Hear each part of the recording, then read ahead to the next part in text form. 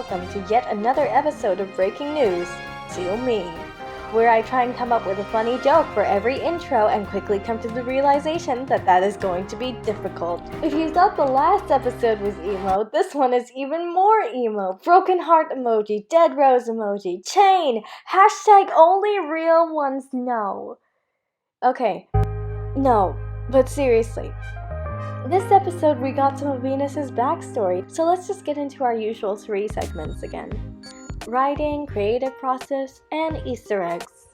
We'll start with the title, Window of Past. At first I wanted to name the episode Glass, which sounds a bit weird at first, but let me explain. Basically, when I thought of the title Glass, I thought about how delicate glass is. You see it everywhere, and when it's broken it hurts a lot if you touch it, and it's really hard to get rid of, especially without injury. And I thought it was kind of interesting that you can say that about your past too, in some way. Your past can be quite delicate, it can be beautiful, and it can be fragile. It can break you, it's impossible to get rid of, and hard to do without injury. Like, for example, you slam your head against the wall and get amnesia.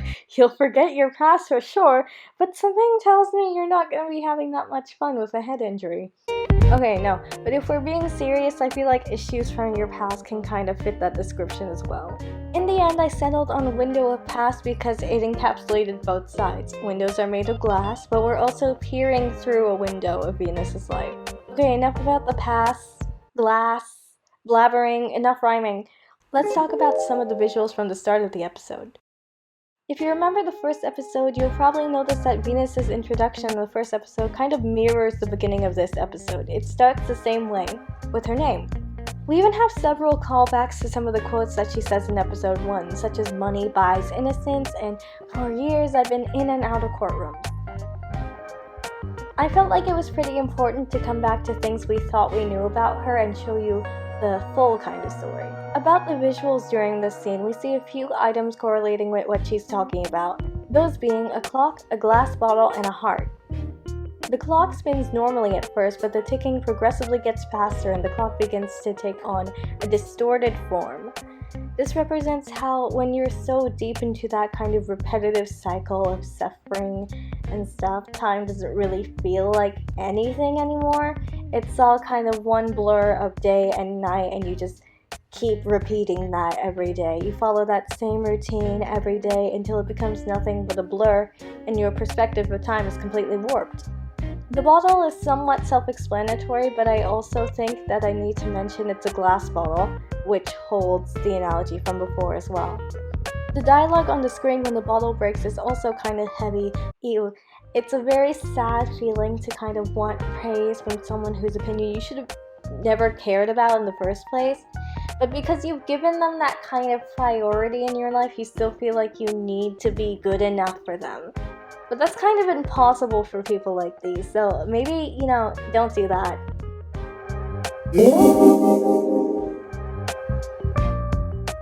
Writing for this episode was very, very interesting. Recently, since I've been reviewing a lot of my scripts, I've been thinking about how interesting writing characters really is. How you portray their emotions is such a fine line between fiction and fact. Because if you want it to feel genuine, it's easiest to just insert your own emotions from your own experiences. But what's interesting to me is kind of how much of those emotions are really yours and how much is fiction.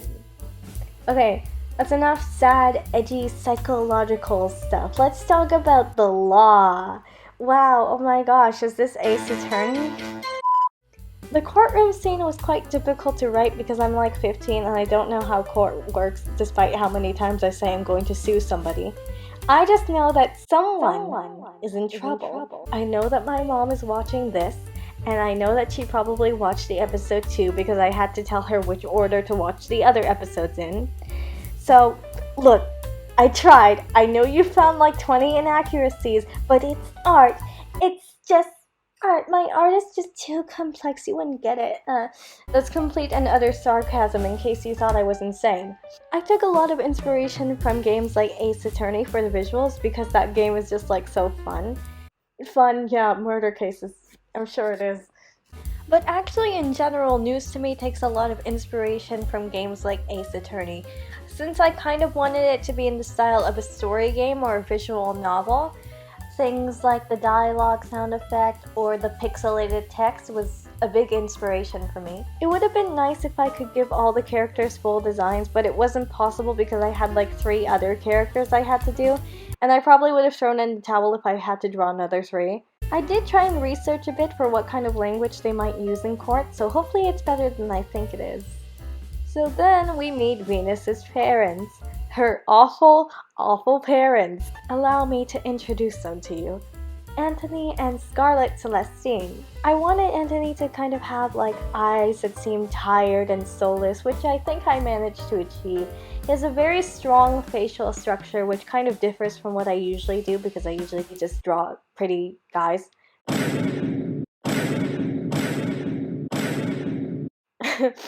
But that's what made it good practice for me. I wanted Scarlett, on the other hand, to seem kind of alert and sharp, so her eyes are very piercing. They're very like, I found eyeliner, so I decided to take it all the way to the very edges of my face. And now I look very intimidating. Here are some of the sketches for them.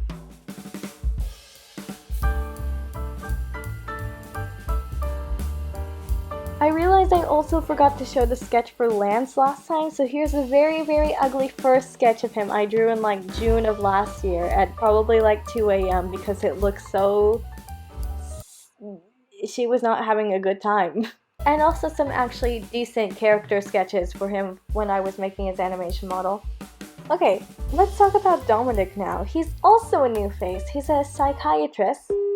Yes, I know that I wrote psychologist in the episode information box, but I came to the horrible, horrible realization that those were 2 different things a week after I finalized everything. But anyways, he works with Detective Selena. He'll probably appear again in the story sometime. Hopefully. It'll be quite difficult because he also has a story that I thought of, but there's a lot of other characters whose stories also need to be told.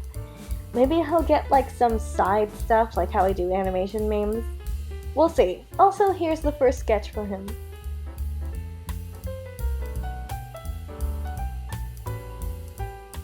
I also think it's important that I tell you why I made him.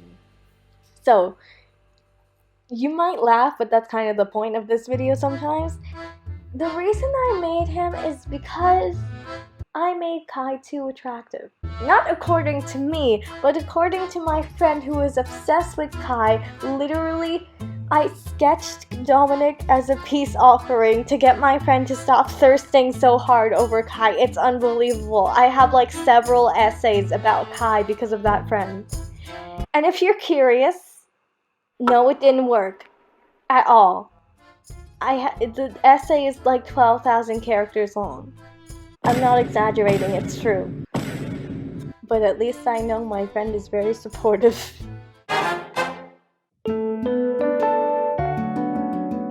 Okay, so let's get into some of the Easter eggs now. Scarlett Celestine has a white rose and red chrysanthemum on her dress. The white from the rose symbolizes her innocence, and the chrysanthemum represents death, which in turn means the death of her innocence. But there's kind of a double meaning to this. Chrysanthemum only symbolizes death in some countries. In many countries, red chrysanthemum symbolizes love and passion, like many other flowers. So by this definition, it meant innocent love. But as you can guess, love is no longer the reason she wears that chrysanthemum. Dominic has a dice and the clock chained onto his pants. The dice is a 7 and the clock is a 9. What does that mean, you ask? You ask me? It's the 7th of the night, that's right, it's my birthday. You can't stop me from including my birthday everywhere. I did it again. I probably have like several people memorize my birthday just because of this. You can't stop me. I can't stop me. It's like that Twice song. He also has a necklace with a black diamond in it, symbolizing justice and inner strength. Also in the background of that scene, a painting is on the wall, which of course is my painting.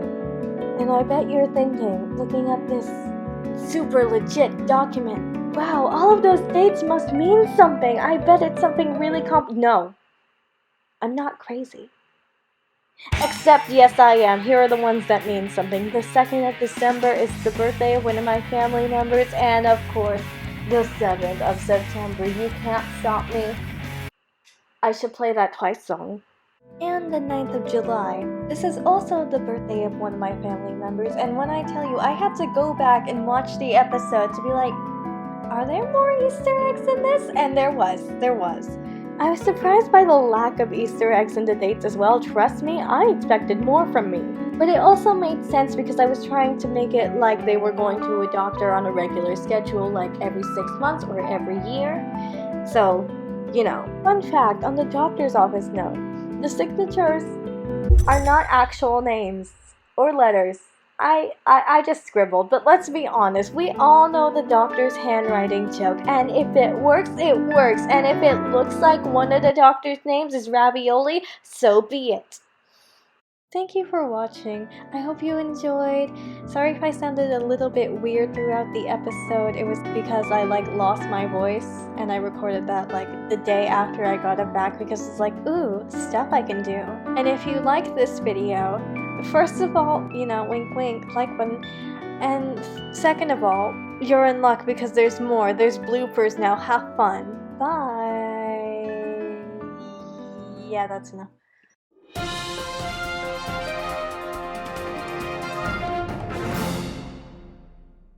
We'll get into our usual 3 categories now: writing, process, and that's phrased stupidly. It's impossible to get rid of oh, I just see that was a typo. Scarlet Celestine has a white rose and a red chrysanthemum. Oh wait, are these Easter eggs? Scarlet Celestine has a white rose and red chrysanthemum. Chrysanthemum? He also has a necklace in it with a black diamond symbolize. I don't think I finished the script for this.